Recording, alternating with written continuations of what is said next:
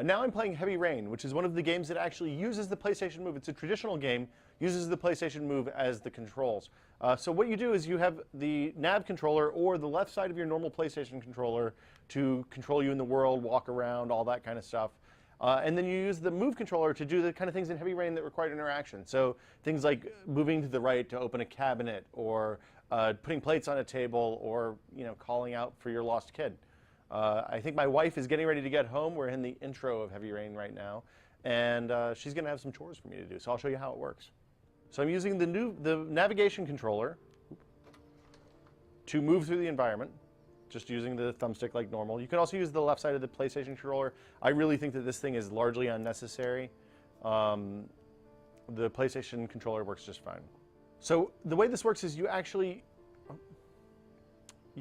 orient the controller as it shows on the screen, and then you pull down the trigger and move the controller in the appropriate direction.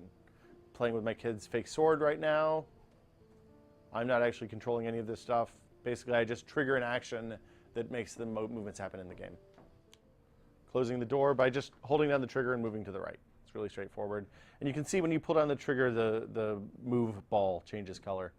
So I've changed to the gamepad now. You can see it's over here. Basically, I'm just holding the gamepad in my left hand. L1, L2, the D-pad, everything works the same. You lose the X and 0 buttons that are on the move navigation controller, but they're not really necessary. So I'm going to take some bags from my wife. Look at that. Some good husbanding right there. Yep. Carrying them over. If I let go, they're going to drop. Oh, no. Need a hand, Ethan? See, this was a funny mistake. Thanks, I'm fine. Basically, the fidgety part of this is you have to kind of control and hold the controls while you go, and frequently there's no room for error in this game. So it can be a little bit confusing and a little bit perplexing. Although, when you aren't necessarily familiar with what the buttons are on the D-pad, it may be a lot easier because some of the movements are a little bit more intuitive. Now, this is a slow motion coming up. So it's one of those things, they're hard to do with the controller. They're especially hard to do with the Move controller, because what feels like a slow motion to you may not seem slow to the Move. That door's always sticking.